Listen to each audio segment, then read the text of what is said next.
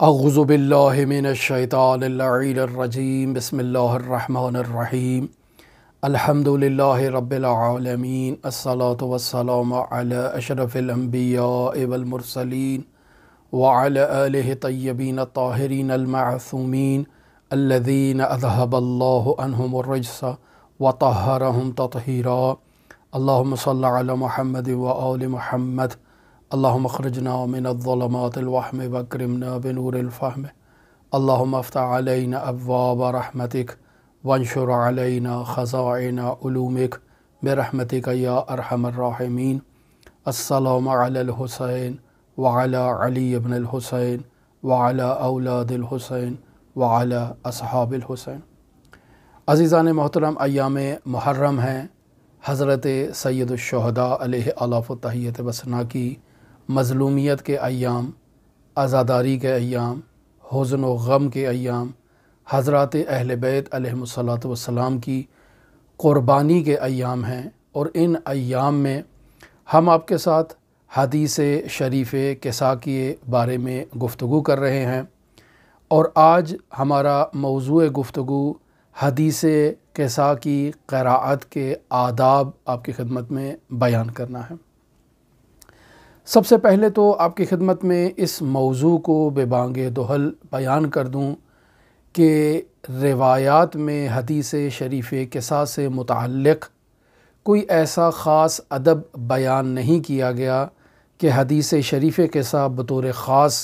اگر قراءت کی جائے تو اس کی قراءت سے پہلے اس خاص ادب کا لحاظ رکھنا ضروری ہو، ایسا روایات میں بیان نہیں ہوا ہے۔ لیکن دوسری طرف ہم دیکھتے ہیں کہ آداب اسلامی میں مجالس اور دعائے توسل کی محافل کے انعقاد سے متعلق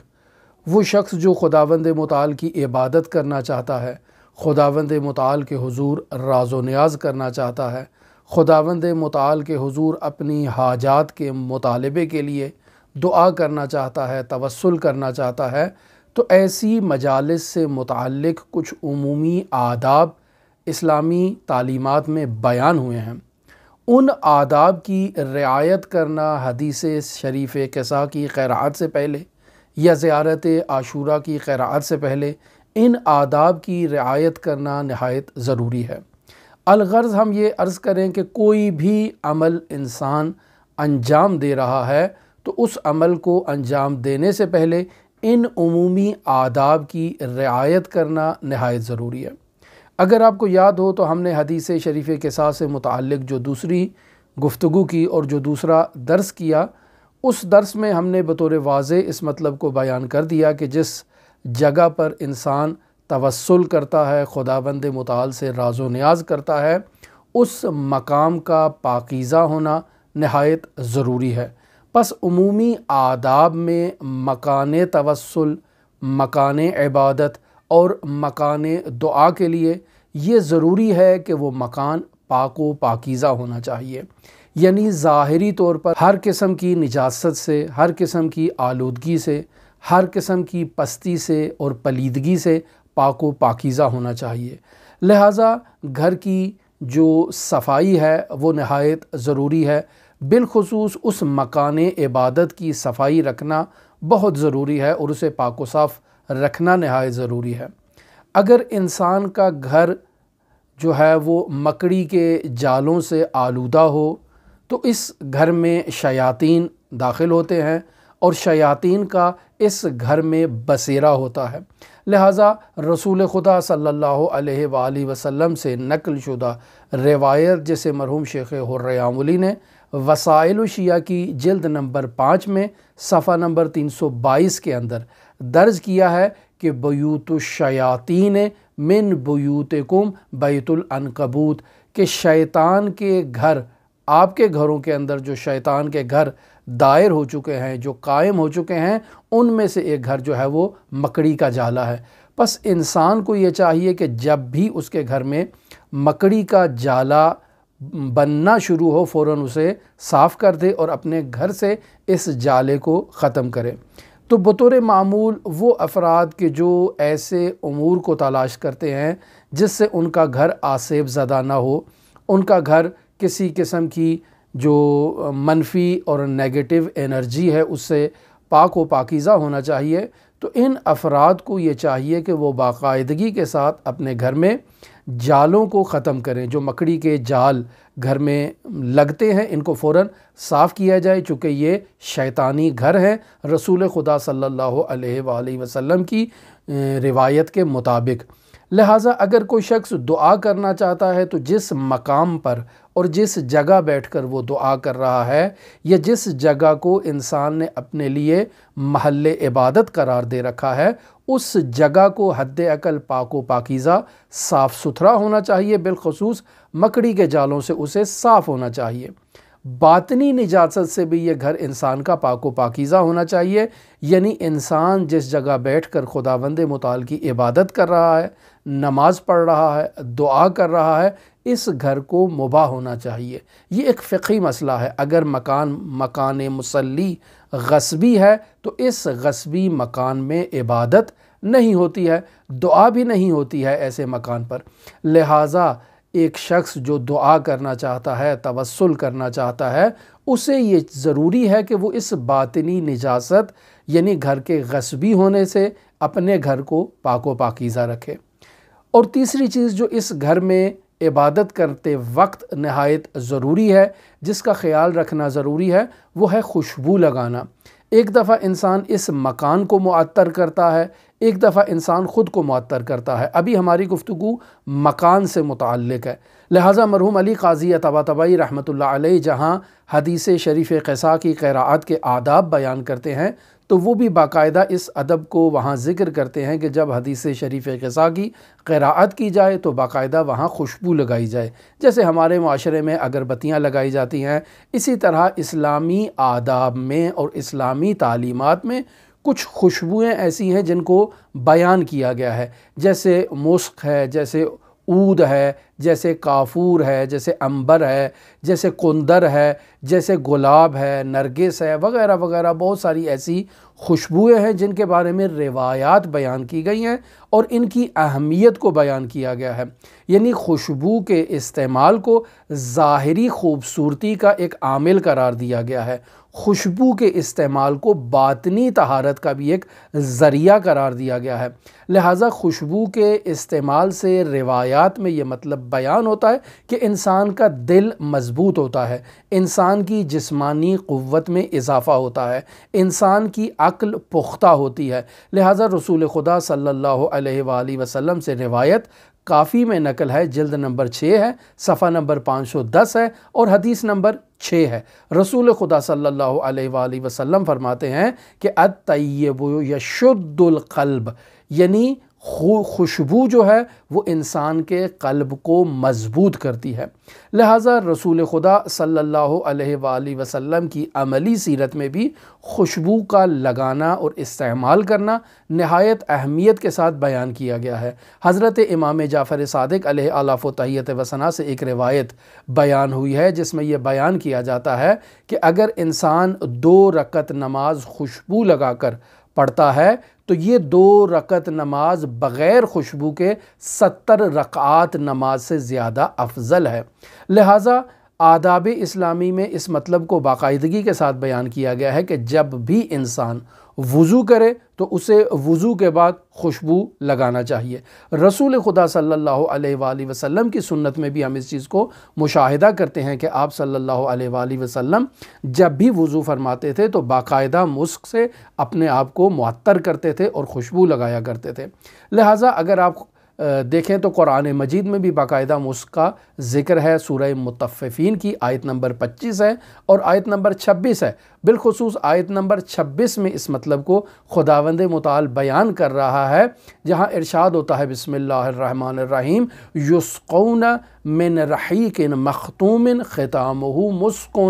یعنی جنت میں انہیں ایک ایسی شراب پلائی جائے گی کہ جس کے اوپر باقاعدہ سیل لگی ہوگی، یا جسے ہماری ادبی اصطلاح میں کہا جاتا ہے کہ اس پر مہر لگائی جائے گی اور اس کو سیل بند کیا جائے گا اور وہ مہر ہوگی مسک کی۔ لہٰذا جب بھی انسان اس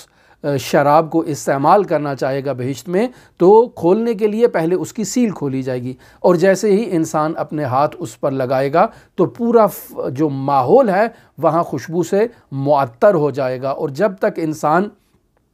کا یہ ماحول خوشبو سے معطر رہے گا، انسان کی جب اس شراب کو استعمال کرے گا تو اس کے منہ سے بھی جو ہے وہ اس مسک کی خوشبو آئے گی۔ لہٰذا ہماری جو دینی تعبیرات ہیں، دینی روایات ہیں، دینی اصطلاحات ہیں، وہاں ان خوشبوؤں کو بہت ہی اہمیت دی گئی ہے۔ مثلاً کندر کے استعمال پر، اسفند کے استعمال پر، جسے فارسی میں اسپند بھی کہتے ہیں اور ہمارے زبان میں شاید اس کو ہرمل بھی کہا جائے، عربی میں چونکہ اس کو ہرمل کہا جاتا ہے۔ روایت ہے حضرت امام جعفر صادق علیہ السلام کی، جسے بہار الانوار کی جلد نمبر 34 صفحہ نمبر 234 پر اور حدیث نمبر 2 کے تحت بیان کیا گیا ہے۔ حضرت امام جعفر صادق علیہ السلام سے سوال کیا گیا، وعن ابی عبداللہ الصادق علیہ السلام انہ سئل عن الحرمل واللبان، یعنی امام جعفر صادق علیہ السلام سے ہرمل کے بارے میں، کہ ہرمل عربی زبان کا لفظ ہے، اسے فارسی میں اسپند بھی کہتے ہیں اور اسفند بھی کہتے ہیں، اور لبان کے بارے میں سوال کیا گیا جسے کندر کہا جاتا ہے۔ تو امام جعفر صادق سے جب اس کے بارے میں سوال کیا گیا تو ایک روایت ہے جس کے صدر اور ذیل کو میں ابھی یہاں آپ کی خدمت میں بیان نہیں کر رہا ہوں، وسط میں یہ مطلب امام صادق علیہ السلام فرما رہے ہیں، وَإِنَّ الشَّيْطَانَ لَيَتَنَكَّبُ 70 دَارًا دُونَ دَارٍ الَّتِي هُوَ فِيهَا، کہ جس گھر کے اندر یہ ہرمل استعمال کی جاتی ہے اس گھر سے شیطان جو ہے وہ دور ہوتا ہے۔ یعنی عام گھروں میں اگر شیطان 70 گھروں پر آ کر اپنا بسیرا کر لے اور ان گھروں کو آسیب میں مبتلا کر دے تو شیطان اس گھر میں نہیں داخل ہو سکتا جس گھر کے اندر ہرمل ہو۔ یعنی 70 گھروں کو تو آلودہ کر سکتا ہے لیکن ہرمل والے گھر کو شیطان آلودہ نہیں کر سکتا۔ کیوں؟ چونکہ رسول خدا صلی اللہ علیہ وآلہ وسلم سے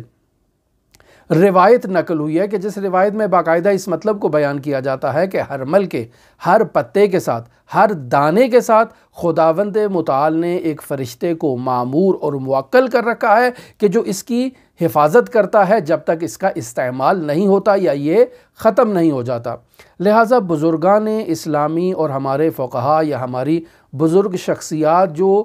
جب لوگ ان سے رابطہ قائم کرتے ہیں اور سوال کرتے ہیں کہ ہمارے گھروں میں شیاطین کا بسیرا ہے، آسیب ہے یا ایسی مشکلات ہیں، تو انہیں باقاعدہ طور پر اپنے گھروں میں شیاطین کے دفع کے لیے اسپند کے استعمال کا یا ہرمل کے استعمال کا باقاعدہ انہیں دستور دیا جاتا ہے کہ آپ ہر روز طلوع آفتاب سے پہلے اور غروب آفتاب کے وقت دن میں 2 مرتبہ اپنے گھر کے اندر ہرمل کا استعمال کریں، یعنی باقاعدہ اسے جلائیں۔ اس کے اندر کندر بھی ہو تو کوئی مسئلہ نہیں ہے، یعنی باقاعدہ اپنے گھر کو خوشبو سے معطر کریں۔ یا باقاعدہ یہ کہا جاتا ہے کہ آپ اپنے گھروں میں قرآن مجید کی بلند آواز میں تلاوت کریں، یا آذان کے اوقات میں اپنے گھروں میں بلند آواز میں آذان دیں، یا کہا جاتا ہے کہ آپ اپنے ساتھ ہمیشہ قرآن مجید کو رکھیں، یا کہا جاتا ہے کہ آیت الکرسی کی تلاوت کیا کریں، یا مرحوم آیت اللہ بہجت فرمایا کرتے تھے کہ رات کو سونے سے پہلے وہ صورتیں جن کا آغاز قل سے ہوتا ہے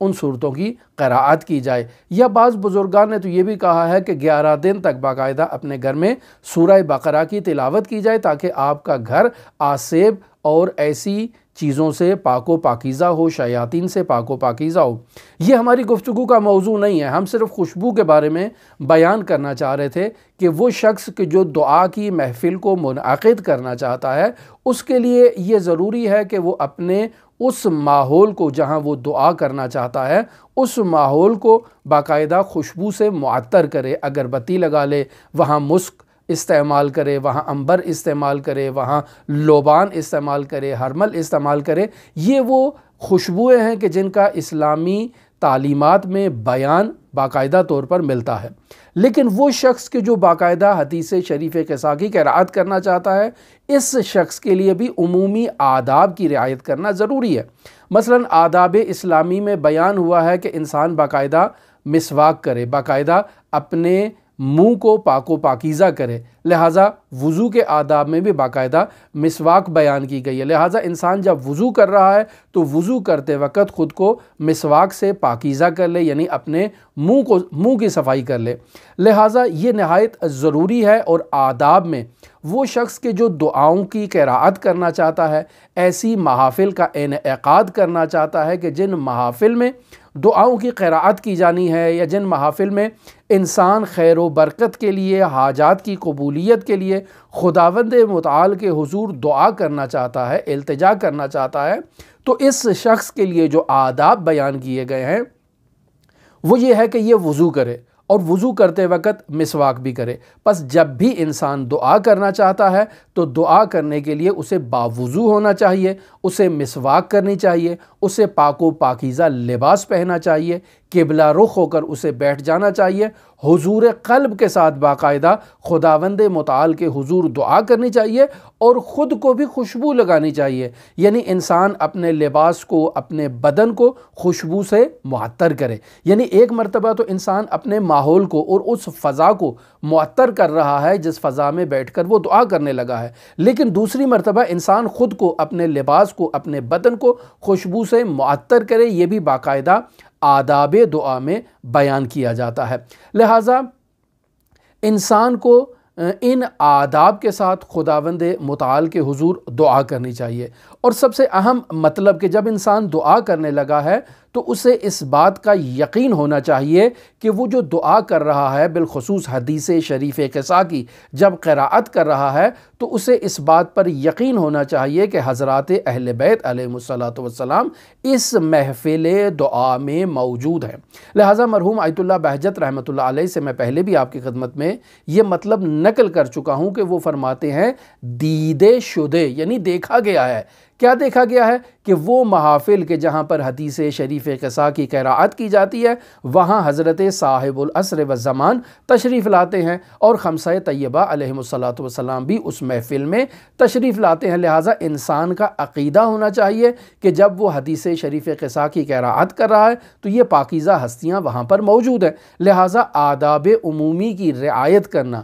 جو مکان سے متعلق ہم نے بیان کی وہ بھی ضروری ہے، اور جو شخص سے متعلق بیان کی وہ بھی نہایت ضروری ہے۔ اب میں آتا ہوں حدیث شریف قصہ سے متعلق۔ مرحوم آیت اللہ رضا بہاؤالدینی رحمۃ اللہ علیہ فرماتے ہیں کہ متعدد مرتبہ تجربات سے یہ بات ثابت ہو چکی ہے میرے لیے کہ 4 چیزیں ایسی ہیں جو رفع حوائج کے لیے، حوائج کی قبولیت کے لیے نہایت ہی مجرب ہیں۔ ان میں سے پہلی چیز یہ ہے کہ انسان جب کوئی حاجت رکھتا ہے تو وہ باقاعدہ نظر کرے کہ میری فلاں حاجت اگر پوری ہو جائے گی تو میں باقاعدہ ایک گوسفند، ایک بکرا جو ہے وہ قربان کروں گا، اور اس کا گوشت جو ہے وہ مستحقین میں تقسیم کروں گا۔ تو یہ آیت اللہ رضا بہاؤالدینی بیان کرتے ہیں کہ یہ تجربے سے ثابت ہوا ہے کہ اگر انسان نظر کرتا ہے اپنی حاجات کی برآوردگی کے لیے کہ کسی حیوان کی قربانی کرے گا اور اس کا گوشت مستحقین میں تقسیم کرے گا تو اس کی حاجت جو ہے وہ برآوردہ ہو جاتی ہے اور قبول ہو جاتی ہے۔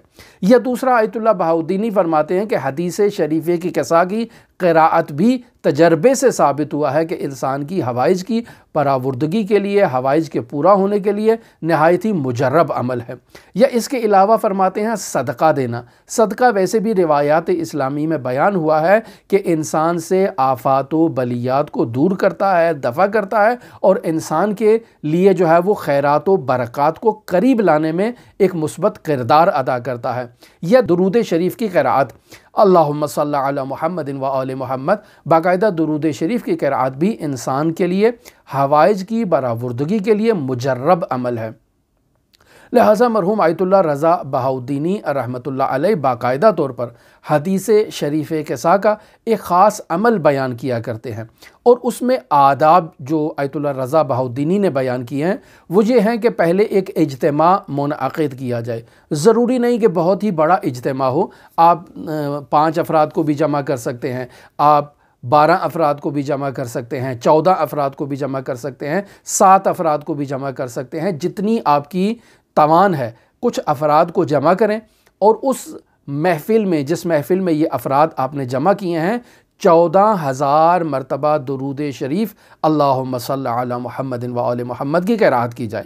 اس درود شریف کی قراءت کے بعد آپ جو ہیں وہ باقاعدہ حدیث شریف قصہ کی قراءت کریں۔ اب حدیث شریف قصہ کی قراءت جب مکمل ہو جائے تو حاضرین محفل جن لوگوں کو آپ نے جمع کیا ہے انہیں کھانا کھلایا جائے۔ آیت اللہ رضا بہاؤدینی کہتے ہیں کہ اگر اس عمل کو انجام دیا جائے تو جو بھی انسان کی جائز شرعی حاجت ہوگی وہ خداوند متعال اس کی حاجت کو پورا فرمائے گا۔ لہٰذا یہ ایک عمل جسے آیت اللہ رضا بہاؤدینی نے بیان کیا ہے،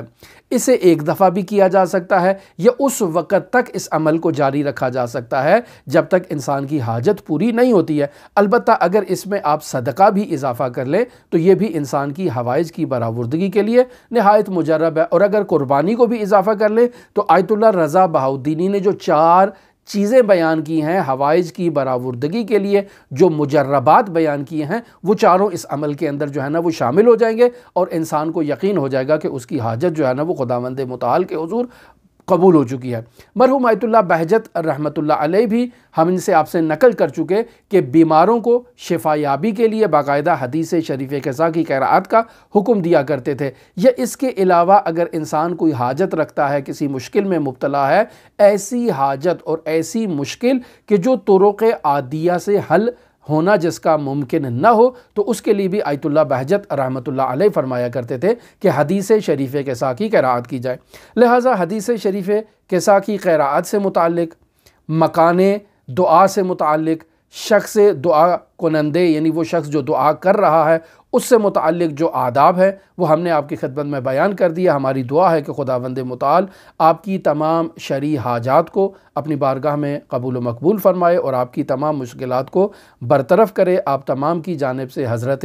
امام علی ابن موسیٰ الرضا علیہ الاف و تحیت و ثنا کی بارگاہ میں دعا گو بھی ہیں اور نائب الزیارہ بھی ہیں۔ حدیث شریف قصہ کے عالی مضامین سے متعلق ہماری ابھی آپ کے ساتھ گفتگو جاری ہے۔ انشاءاللہ ہم آئندہ گفتگو میں حدیث شریف قصہ کے نورانی مطالب اور مضامین پر آپ کے ساتھ گفتگو کریں گے۔ اللہم صلی علی محمد و آل محمد وعجل فرج قائم آل محمد۔